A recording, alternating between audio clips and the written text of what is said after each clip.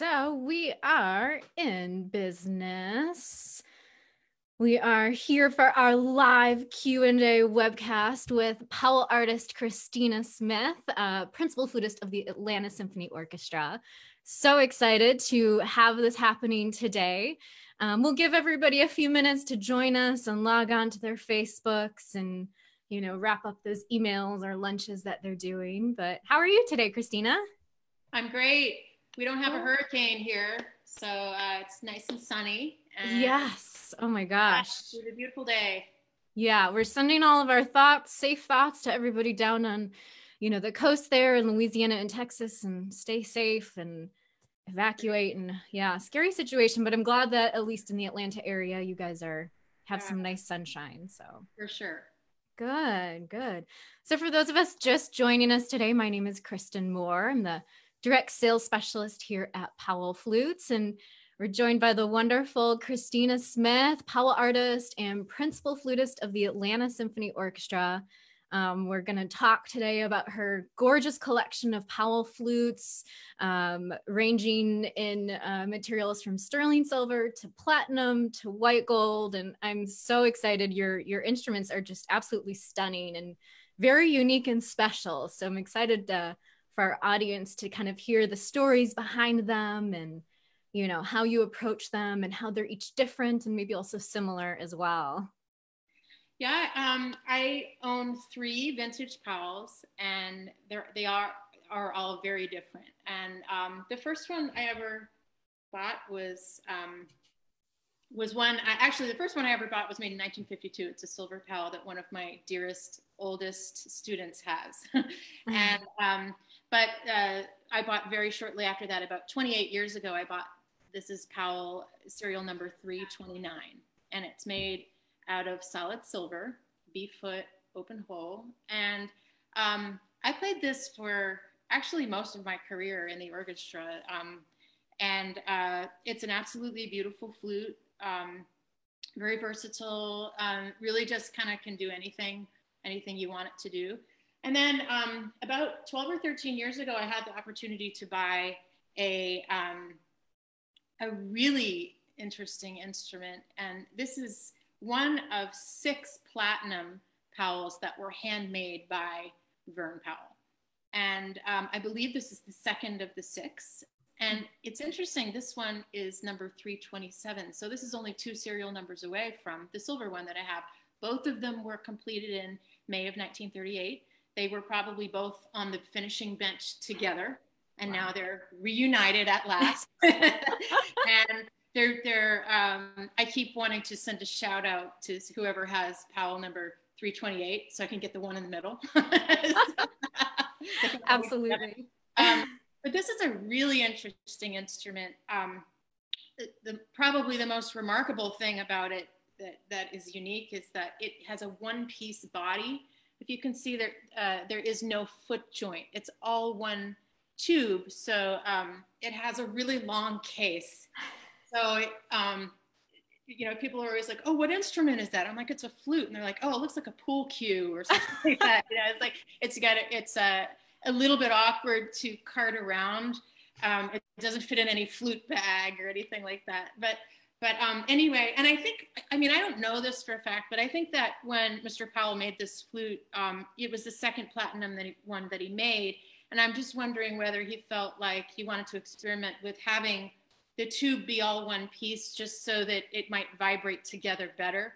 And I think he's probably right about that. It's a really, this flute oddly plays pianissimo really, really well. You would think because it's so heavy that it would be hard to play soft or hard to do finessey kind of things on it, but that is absolutely not the case. It also has a very small embouchure hole, and it's in a kind of a more round or, you know, oval shape. It's a different shape than we normally see on old flutes. And to me, it just looks very small for an old Powell. Old Powell flutes tend to typically have like a kind of a bigger embouchure hole. So I mean, the other thing that I noticed when I go back and forth with this flute is that it's just, you know, it's platinum, it's really heavy. So it's about 4 ounces more than the other flutes that I have, which sounds like, if you're lifting weights, 4 ounces isn't much, but if you're holding a flute for hours and hours, it actually, it makes a big difference. Yeah. It really does. Even 1 ounce makes a big difference when you're holding something for that many hours. So, I play a lot on this platinum flute as well.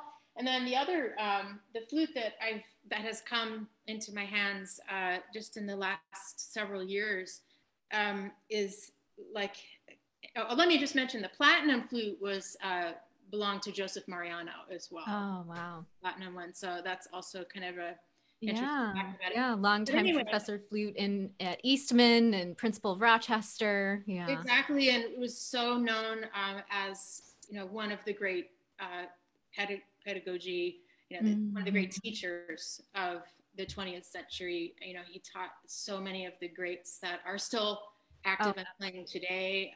Too many to name, but yeah. So it's kind of cool that the flute was made. I think it was at one time owned by Mariano, and I have a really beautiful recording of Mr. Mariano playing the Bach Sonata in B minor on this flute, and it's really, really beautiful. Oh, wow. But anyway, then the third Powell that I have 3 Powells. That's all I have, and this is a really amazing flute that was made in 1950, and it wasn't made for the original owner, but it was purchased, I think, within 1 year of its being made by the original owner, who was a man named Fritz Baker. And he was a professional flutist. He played in Colorado and San Diego, an orchestral player. And the very remarkable thing about this flute, serial number 900, made in 1950, is it's the only flute made out of white gold that Mr. Powell ever made. And it's a really, really spectacular flute. It is in 3 pieces and 8-foot solid 14-karat white gold. And and when you say all white gold, when a customer is interested nowadays in a white gold flute, it's just going to be the tubing that's white gold, and then they can either do sterling silver mechanism or 10-karat yellow gold, 14K rose gold mechanism. But your special flute number 900 is entirely, mechanism included, all white gold. Exactly. And I'll share with you that the owner of this flute, Mr. Baker, Fritz Baker, was the only owner for years until the time of his death, which was several years ago. And the flute was sold to a very kind gentleman in California who allowed me to play on it. Because he knew I played old Powells and I loved old Powells, and he really believed, he's a bit of he's a flutist and a collector of sorts, and he believes that these beautiful old Powells should be played, and he knew I would play it, and of course I do play it, and he generously allowed me to play on it for a couple of years, and now I'm in the process of buying it from him, which is really, really special. But so Mr. Baker, Fritz Baker's daughters were just these wonderful ladies. I've not met them in person, but one of his daughters last week sent me a folder full of kind of memorabilia about this flute, and unsolicited, and I'm just blown away by having this. And I, of course, assured her that I would take such good care of it. This is so meaningful for me to have this. But these are actually some letters that are on original paper, wow. and handwritten by Mr. Powell about the flute, and they're on a clearly what was written on a typewriter. In fact, my God. Yeah, see if I can share this with you. Yeah.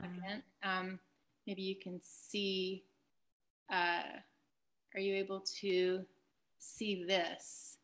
Yes, perfect. Okay, yeah. This letter, wow. probably written in 1950 or 51. This letter, handwritten, and it's just so. If you look at Mr. Powell's handwriting, it's so beautiful. It's gorgeous. Oh my gosh. Just the handwriting. There's these letters, correspondence between Fritz Baker and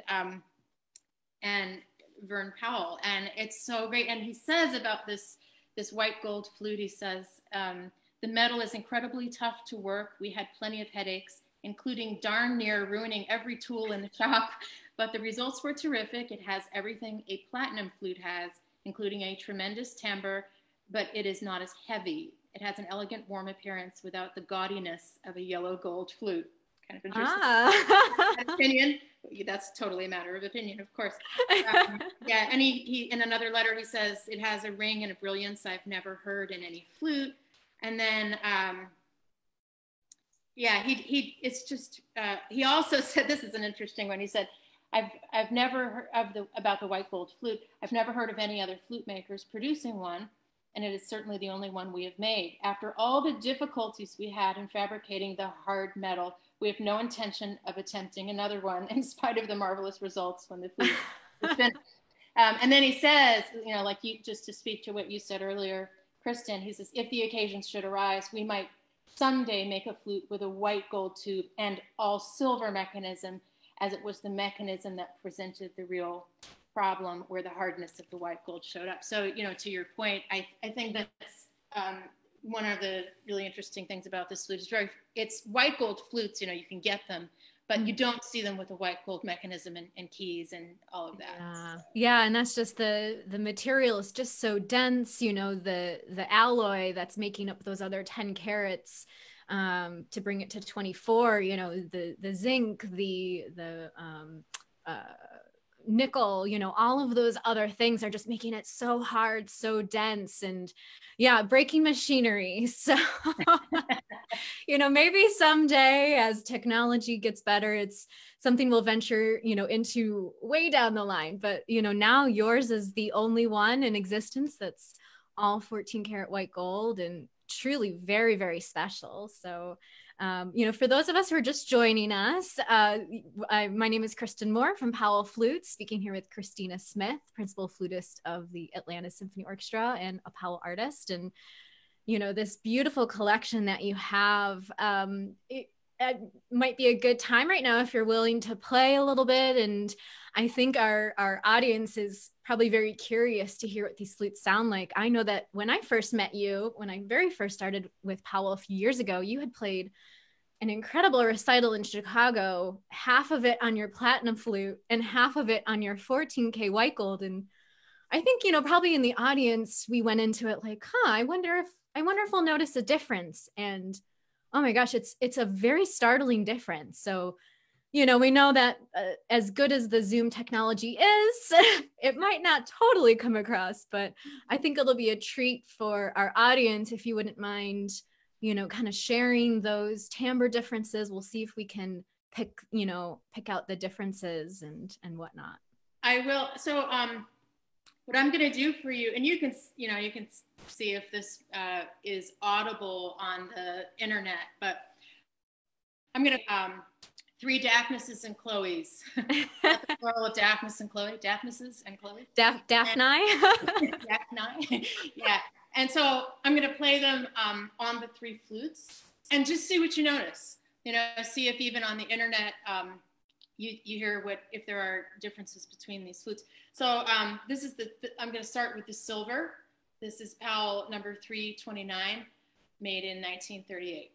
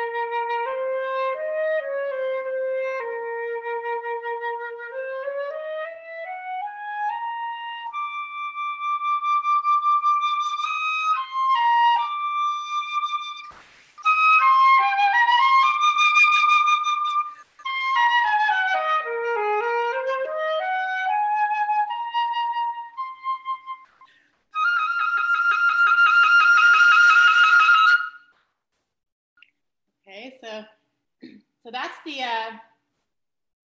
the silver, and now I'm going to move to I guess I'm playing them in lightest to heaviest. So this is the white gold, number 900, made in 1950.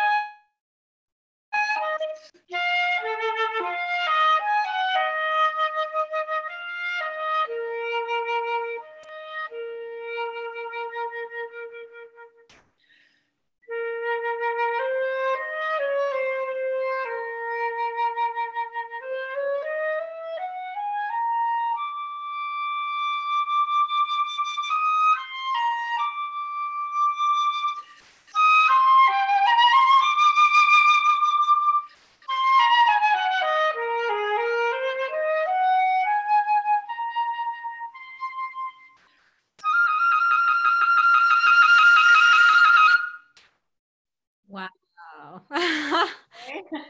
And then last but not least, here we have Powell number 327, also made in 1938. And this is the platinum tube, one-piece body. And the keys on this flute are silver. Okay.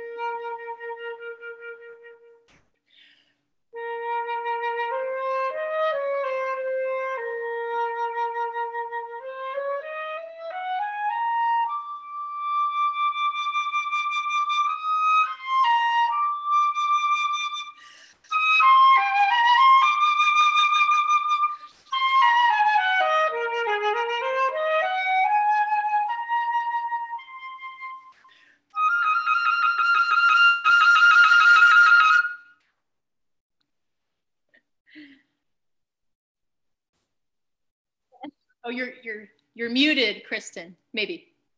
You're also beautiful. Can you hear me okay? Yes. Yeah. Views maybe. But wow, they were all so different, and each had their own personalities. And so if our audience in the comments, you want to let us know what you heard. Even I think through, webcast, Zoom technology, you could still hear, those distinct color differences, and, the darkness of the platinum. And I love that color range that you can achieve on the white gold. I think so.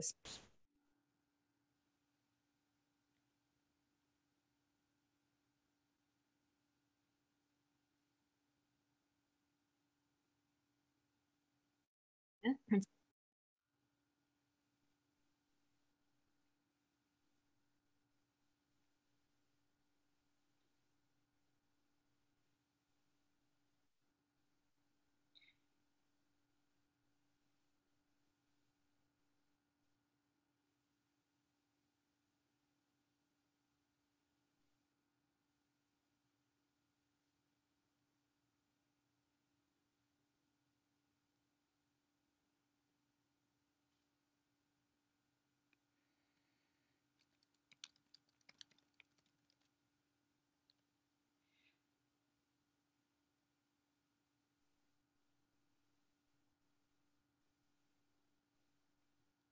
Hey, Kristyn, I missed a lot of that. I couldn't hear you. It might be a internet issue. Not sure. I'm so sorry. I can't hear you. Um, yeah, but yeah, it might be an internet. I'm not sure if it's my end or your end. But I'm not sorry, I missed. Oh, okay. So we have a chat here to save us from these instances. So the differences in playing these three flutes. I think because they're all handmade by this same person, and within probably about 12 years of each other, um, they all play very similarly. If you're used to playing old Powells. So, like I said, I think the silver is really versatile. It kind of can do anything. It can do, um, in terms of color, you can push it in a lot of different directions, I would say.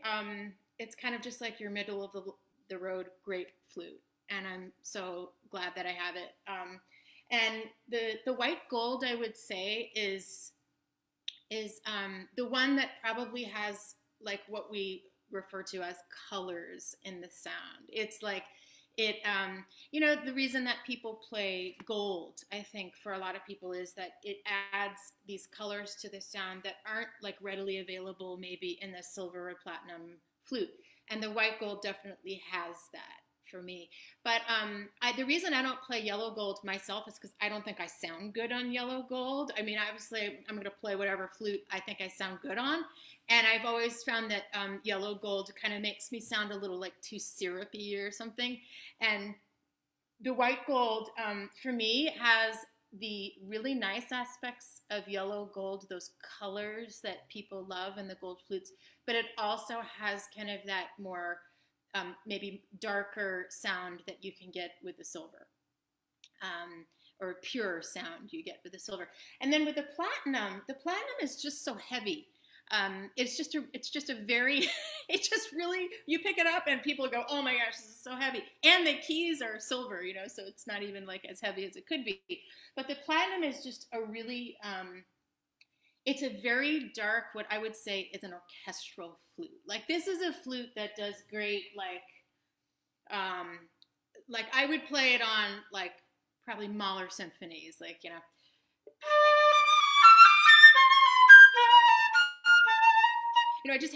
has like this big orchestral dark sound to it. But oddly, it also does, like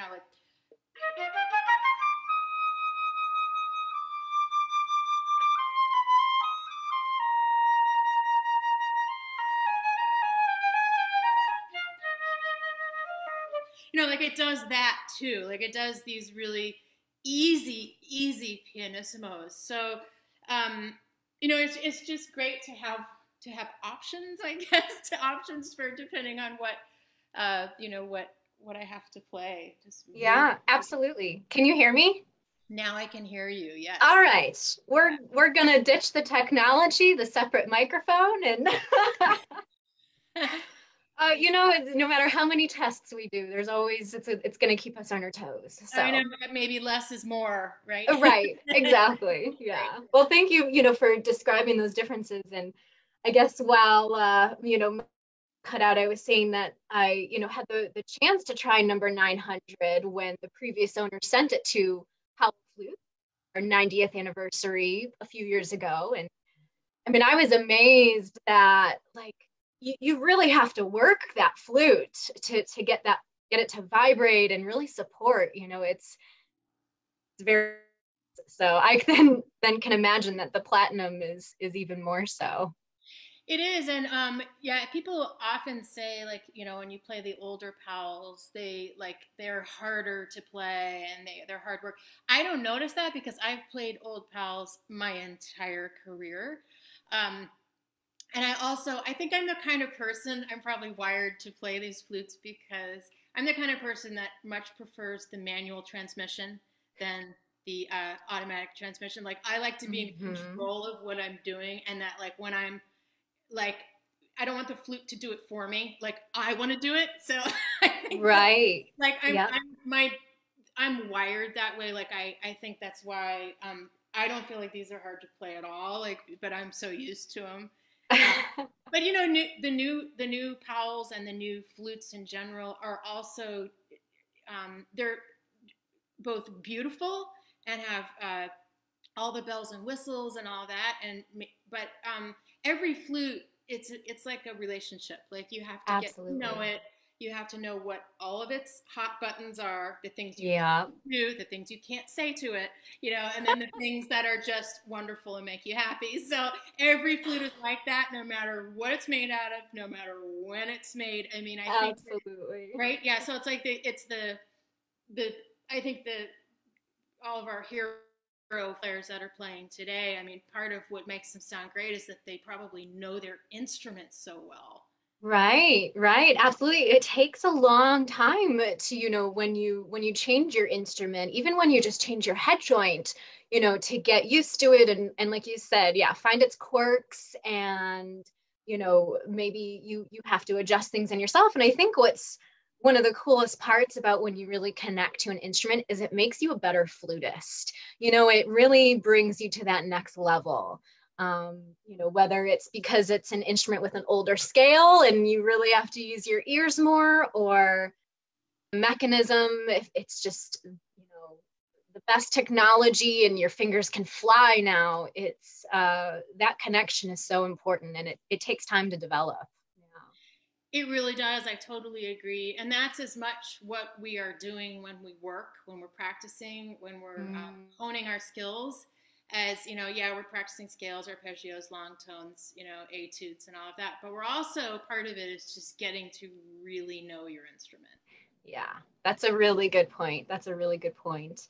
So you kind of had hinted at it a little bit before, but I wonder if you might elaborate more on, how do you decide which flute to use in different contexts? I know you said that the platinum is really great for Mahler when you want to dig in like that, but, when might you decide to go with your 14K white gold, or if you still, on a consistent basis, use your silver flute?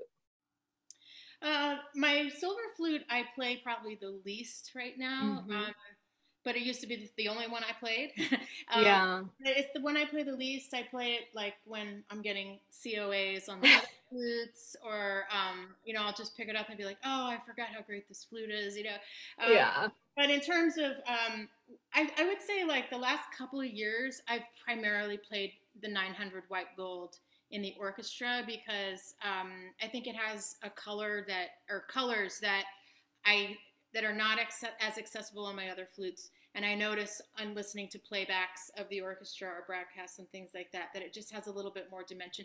Part of when you're an orchestral player, when you're deciding what instrument you're going to buy or play, or if you have multiple instruments, is you do have to assess like what sounds best in the space that you're playing. So your Mm. symphony hall, where our symphony hall is not very good in Atlanta, so the more like colors you can get in the sound, the more you're present in the hall. Um, Mm. where if you're playing in a fantastic symphony hall, like in Boston or Carnegie Hall or whatever, you can hear a pin drop, and the little micro colors in the sound are all there. So even if you're playing a very dark instrument, you can still hear it because the acoustics are so good. So that's part of it too. But I Ah. primarily the last few years have been playing 900 because it's a newer instrument to me, and I've been trying to get to know it and play it in all different situations. Yeah. But I would say like the bigger, heavier, you know, Mahler, Scriabin, a lot of Stravinsky, those kinds of works, I would probably gravitate more toward the platinum, because it's just like I don't say this in a negative way, but it's almost like a steelier sound. If you need something like that for certain, Sure. we play a lot of new music in Atlanta. It can be good for that. So that's kind of my how I decide what Mm-hmm. That's really helpful. I think as flutists maybe are changing instruments or thinking about going to, we called this webcast precious metal flutes, going from, okay, I have a silver flute, maybe I want something more out of my sound, really good things to consider. And maybe we can dive into that a little bit more towards the end, but I would love to hear talk about your amazing career. You are going into your 30th year with the Atlanta Symphony Orchestra, which I think is just incredible. Um, you know, I bet, yeah. How has it changed over your tenure? Has the concept of sound changed? And I'm sure of course the personnel has altered a bit. Could you speak to that? Absolutely. Just by definition, in a 30-year time span, nothing can stay the same, right? So the orchestra has changed dramatically since when I joined. And it's for a number of reasons. Obviously, change in personnel, even one change in personnel in a woodwind section is going to make a difference. And I'll say that now I'm one of the old timers in the section. I don't feel like it, but I am. I've been on the audition committee of almost every single person in my woodwind section now, because I've been there a really long time. So I've seen a lot of change. And the other change is just, when you change music directors, every music director has their own aesthetic of what they value, what's important to them. What kind of repertoire is their forte? Like, what do they do really well? What do they like to record? What do they like to take when we go to Carnegie Hall? Like what kinds of repertoire? And so the two music directors that I've only had two in my 30 years, and they're both like polar opposites from each other. So when I started my career, I was hired by Yoel Levy, and he was my music director for the first 10 years. And then my second music director, who I still have, is Robert Spano, and I've had him for 20 years. And Mr. Levy was just he's like a very like precise musician. He really values playing together, playing in tune, playing like a well-oiled machine. That's like his whole MO. And so I'm really glad that when I started my career, I actually had that. It was a very, very disciplined atmosphere on stage.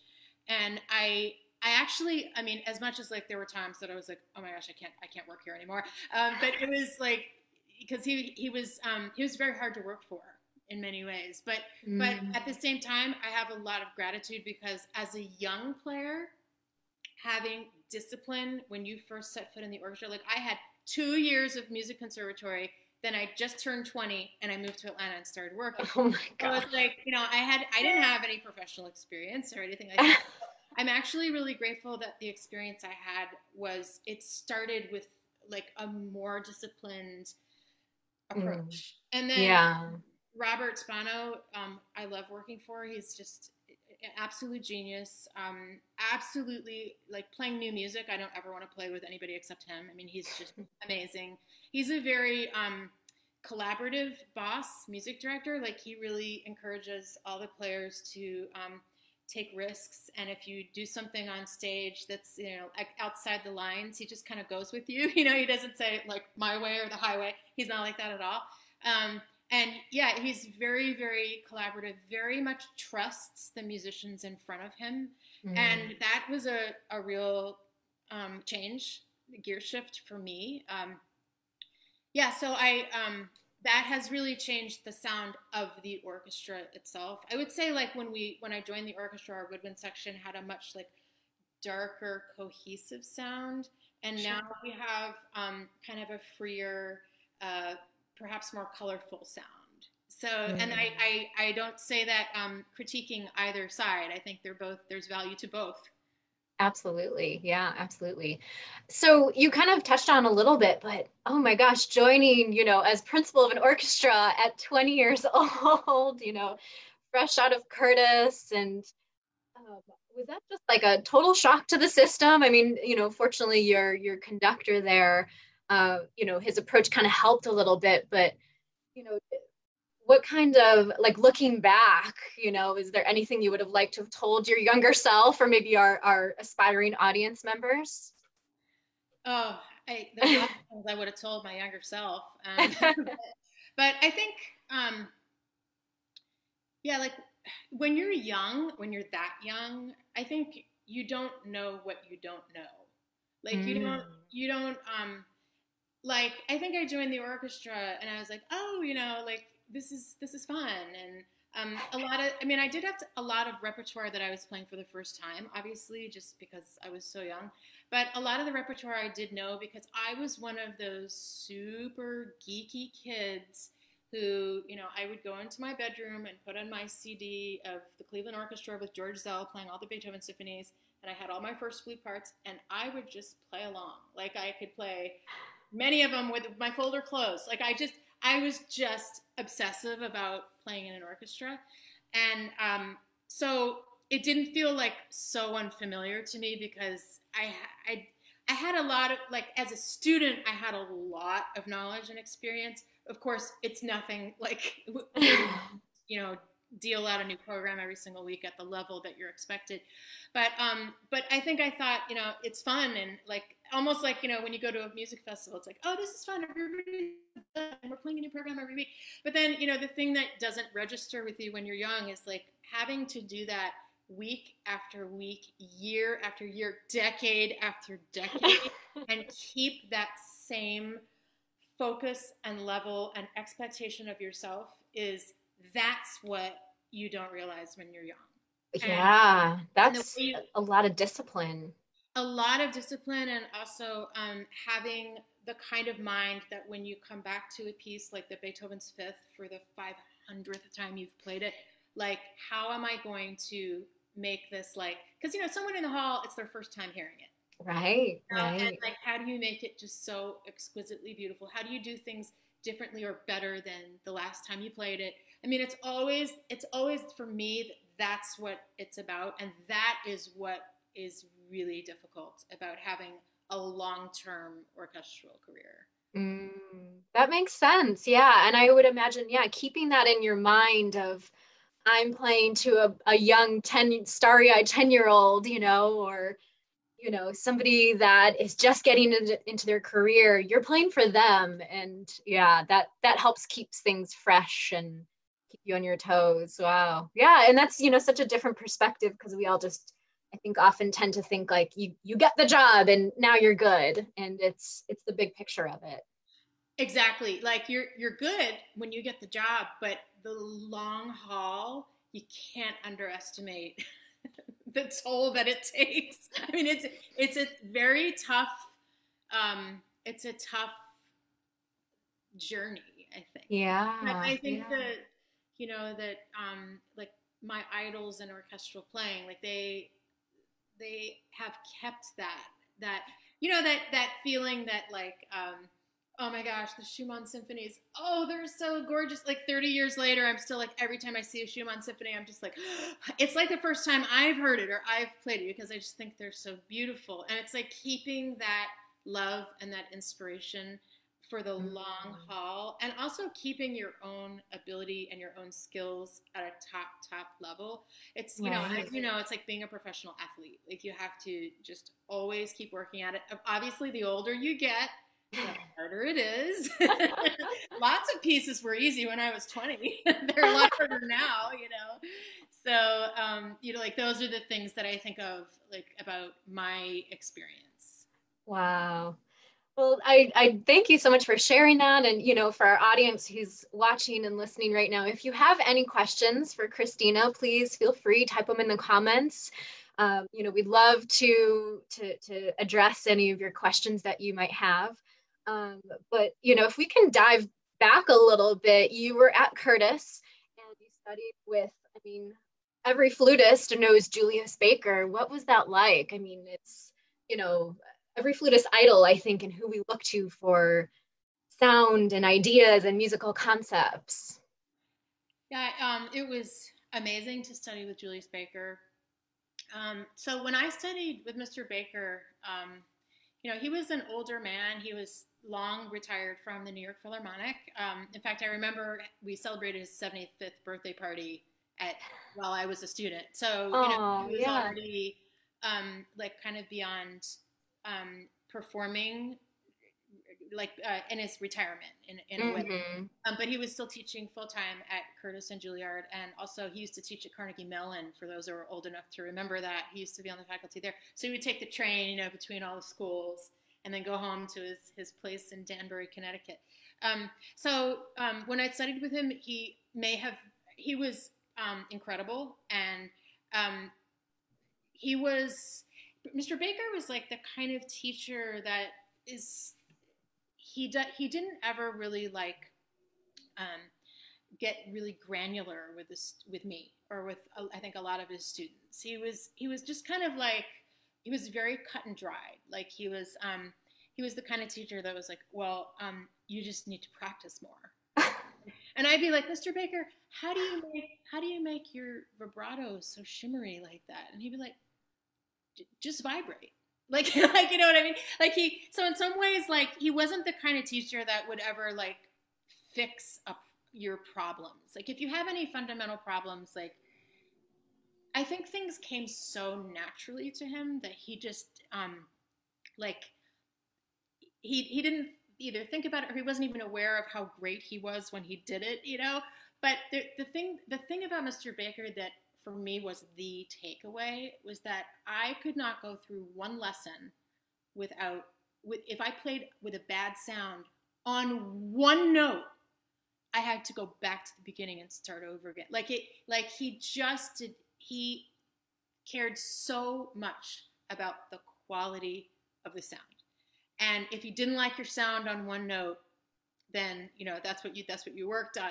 So for me, that was like my probably biggest takeaway. The other biggest takeaway from studying with Mr. Baker is just what I said earlier. It's like I think he was the kind of person that practiced every single day for multiple hours. And somebody told me that even up until the week before he died, he was practicing 1 to 2 hours a day. And I think that he took tremendous joy in doing the work. I think he always really liked to be good. Like he really, he liked to have great technique. Like, and I remember lessons I had with him, like when I was a freshman and I had the 8 a.m. lesson because he liked to teach really early. He's an older guy who's like gets up early to bed, early to rise, so I had this 8 o'clock in the morning lesson. And for those who don't know this, at the Curtis Institute, probably at Juilliard too, when you walked into your lesson, you always had to have a pianist. So you had to have prearranged to have some pianist sitting there with you at 8 o'clock in the morning. Boy, did I owe a lot of favors to the pianist at Curtis. But you had to have a pianist, and you walked in, and you started with the Voliere, Carnival of the Animals, with piano accompaniment from memory, and then you played the second movement of the Bach C major sonata from memory with a piano accompanist, and then you started your lesson. So he liked his students to have really good double tonguing, obviously. But if I got in there and it was like 8 o'clock and I was like, oh my God, I'm so tired. And I'd play the Voliere and I would have like flubbed a note or two or something. And he'd be like, no. And then like he'd pick up his flute and be like, and I'd be like, are you kidding me? Like he could wipe the floor with me, like at 75 years old. So there's something about that, and especially now that I'm older, realizing what it takes to be in that kind of shape and have that kind of dedication and discipline. Like, he used to just say, like, if you want to be good, just practice. Like that was his solution so many times for things. And you know what? It sounds oversimplified, but it's not. It's right. Not like you can really learn how to do anything if you spend the right time on it. That's true. Yeah. So and if you can play Voliere at 8 a.m. you're never afraid of it again. Yeah. I know, but But so like that was my experience studying with him. I mean, those elements really inspired me and influenced me in the way that I work now, and especially, the way that I worked when I first got my job in Atlanta. The other thing about the lessons with Mr. Baker is that he really wanted you to play a new piece every week. Like, so you were playing a brand new sonata or concerto or a solo piece or whatever every single week. You had to have a pianist. You had to have rehearsed it with the pianist. So the amount of practicing alone that took really prepared me for the job that I have, because we have to churn out a new program every single week. And so that was great, great training. Wow. Oh my gosh. I mean, yeah, it sounds like it really was. And wow, to just have that pedagogy and that influence is so special. We do have a question from our audience. Hello, Barbara from Naperville, very familiar with Naperville. She is asking, are all of the head joints original to their respective flutes? Thanks, Barbara. That's a great question, because I know that sometimes people who play old instruments, and like people, all flutists, we like to switch up our equipment all the time.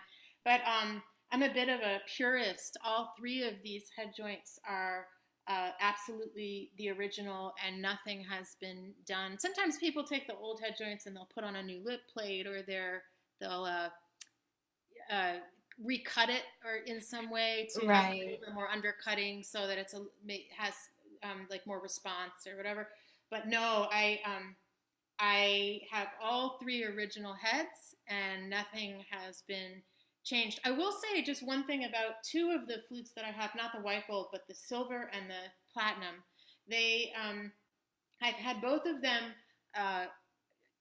like moderately retuned. So when you see, like, sometimes when you think of retuning a flute, you think of seeing all those old Louis Lott flutes where they actually make a cut in the tube and they move the tone hole around and they resolder it on, and then the flute looks like it's had major surgery, But it's not like that. I've had, and I don't think you can. Yeah, you won't be able to see it on a camera, but I have on a few of the keys a few little discs that are put into the tone hole itself. They're in there with epoxy. They can be removed. It can go back to its original state anytime.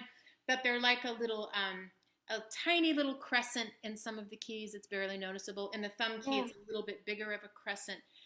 It's a technique that's used sometimes on old Powells to make the scale a little bit better. I think you do give up a little bit in resonance anytime you put something in the tone hole, but it's a little bit of a cost-benefit analysis. But I have had that done to these flutes, but it's not a permanent that's it's almost like a smaller G disc in a few of your other tone holes. That's right. Is that what it's called, a G disc, where people have it's a modified splitty? Right, exactly. Yeah. So Powell lingo, we call it a G disc, or sometimes you'll see it as a donut because it actually looks like a donut. Ours is a crescent shape, but it takes up, about, I'd say, half of the tone hole. Yeah, and these a lot of these are so small, it looks like a cat's whisker. I mean, it's very, very small on some of the keys, and then others, it's a little bit bigger. And I mean, I have a vintage Powell myself from 1956, and compared to my modern flute, I really don't play the vintage one just because the intonation is so different and quirky. You really have to know where every note is. And I mean, it's a gorgeous flute. I love playing it, but you really have to manipulate that scale a lot. So that makes sense. That's a good little trick. If any of our audience out there has some older flutes with scales that are not quite what they are now. Exactly. We do have another question. So Jean-Francois, thank you so much. He's asking, how would you define Powell flutes compared to other brands? And what's the difference and what makes them better? That's a great, well, of course they're better. Exactly. I do believe that flutes are really personal, and you have to play on what you love and what you agree good on. But I would say the difference between a Powell is, I personally think that Vern Powell was an absolute just unqualified genius. The techniques that he used to make flutes, he was a genius. He was a consummate artist and a perfectionist, and he cared so much about sound quality. And that's what attracts me to Powell's and the Powell Company, because for me, when I say what's important about a flutist playing, it's the quality of the sound. And maybe I'm a old curmudgeon now. Maybe I've been called too old school. But, so like for me, like for example, when I'm judging a competition and I hear 3 finalists play, like if one of them plays flawlessly and has amazing technique, but I don't like their sound, it's really hard for me to get past that. Yeah. It's weird, but that's how I am. But for me, the reason I'm so, into Powell's is because I feel like the tradition that was established by Vern Powell is, it resonates with me because the thing that's important about the flutes is the quality of the sound. And for me, like, okay, smooth mechanism, okay, scale, okay, those are things that are important. But if I don't like the sound, and people say, oh, Powell's are out of tune, and I'm like, no, every flute is out of tune. It's just what you're willing to tolerate. And if the sound quality is good, then that's what I want to play on. I mean, when Powell made a flute, like one of the things he says in these letters, like this is the 900, the white gold here. Like you can take your finger here. I'm just kind of flicking the end of this tube, and I feel the vibration in my left hand.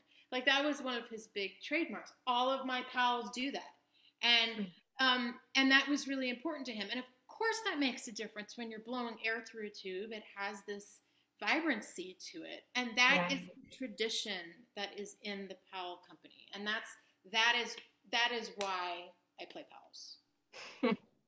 We couldn't ask for better to represent our flutes, so we're so thrilled to have you as one of our artists. And there's that idea, that concept of the Powell sound for a reason, because as you mentioned, that is, I think, the most important thing. If you don't enjoy what the person is playing, like you said, but it's perfect, but you just don't like it, you're not going to listen to it. But if that sound is there and it captivates you and draws you in, and that's really what's going to keep a listener engaged. That's right. Like I say to my students, no one wants to hear Shakespeare read in a whiny voice. Right? I love it. Oh, wow. So I guess, we have a few minutes left, and, if our audience has any other questions, we're happy to answer them. But, we kind of touched on it before, but, if somebody's thinking about switching from a lighter, whether it's silver or whatnot flute to a heavier, a precious metal flute, do you have any advice for how they can approach it, as somebody who has the silver and has the gold and whatnot? I do. I think the biggest adjustment when you're going from a silver flute or a lighter walled flute to something that's by definition a gold, a white gold or a yellow gold or a platinum is going to be significantly heavier. Even if it's 1 ounce, like we were saying before, it does make a difference in how you feel and your body.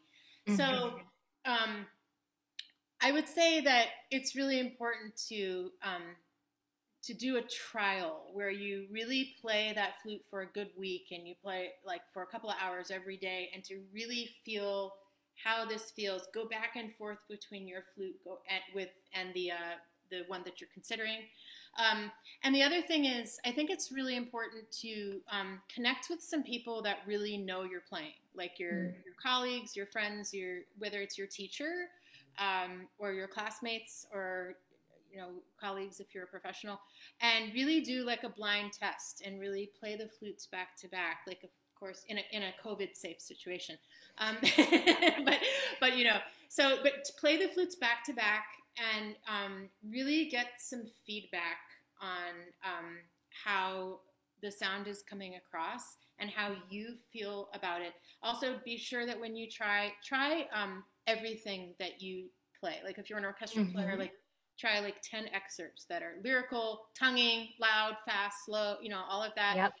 Try all different repertoire that you would be playing, and that you play routinely. That's really, really important.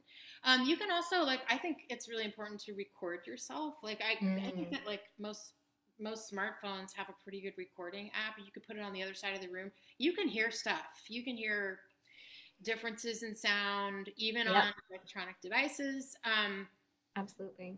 But yeah, I mean, the other thing that to consider when you're going from a silver to a heavier flute is it's going to be heavier, but that is also usually translated into it's a little bit more resistant because it takes a little bit more air pressure to make the tube vibrate. And is that something that you're ready for, or you're comfortable with, or you think you could eventually grow into and make it your own, and you get so much out of it, like that's your next step?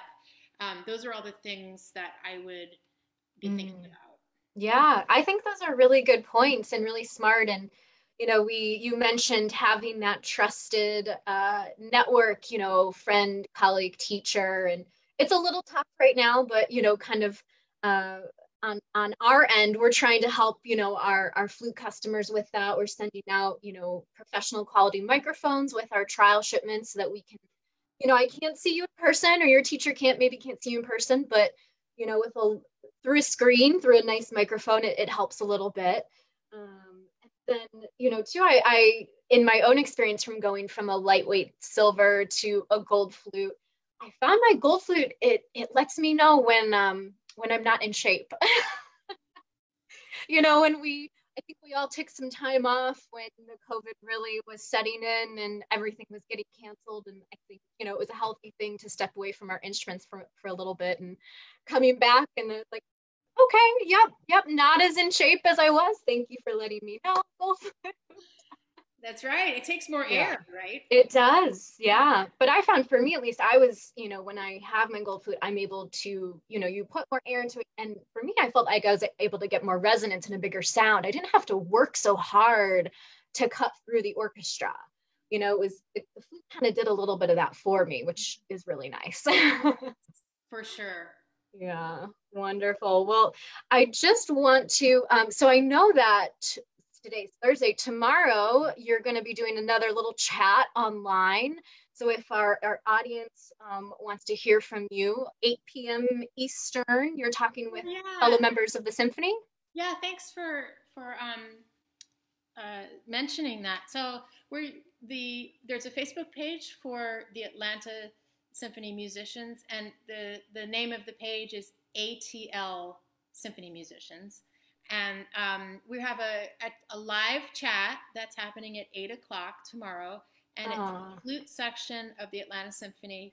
I have an awesome Oh. section, and we're just going to be, it's called Backstage Banter. It's very cash. You can ask us anything. We're just probably going to be like drinking wine in our houses and talking about what we're doing right now, what's in our garden and stuff like that. And it's going to be really fun, and it's moderated by one of my other awesome colleagues, our English horn player in the ASO. She's going to be moderating it. And you can tune in and just listen and watch. We've got 2 other Powell players, at least, in my section.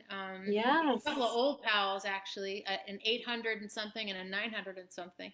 Wow. You guys are the vintage Powell section. I know, I started a trend. I know. Who knew?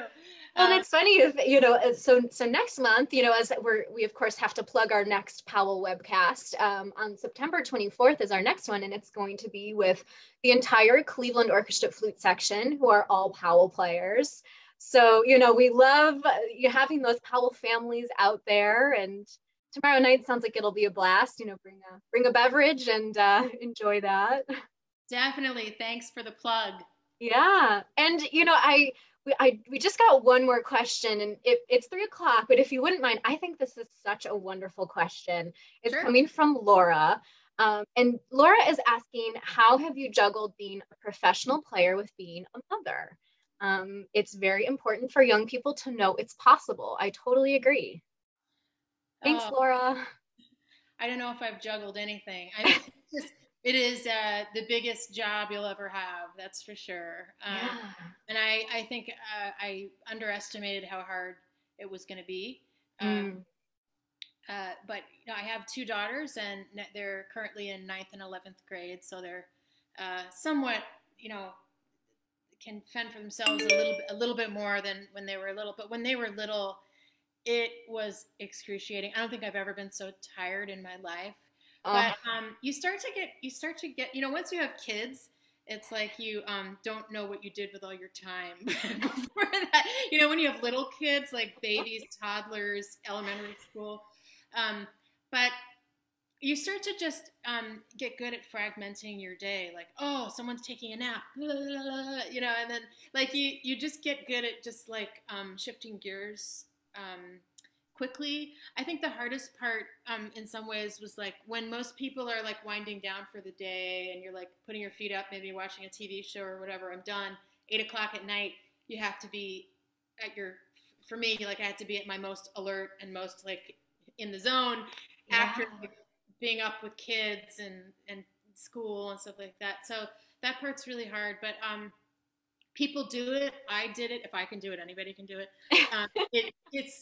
You just get good at like compartmentalizing and managing your time in fragments during the day and getting stuff done whenever you can.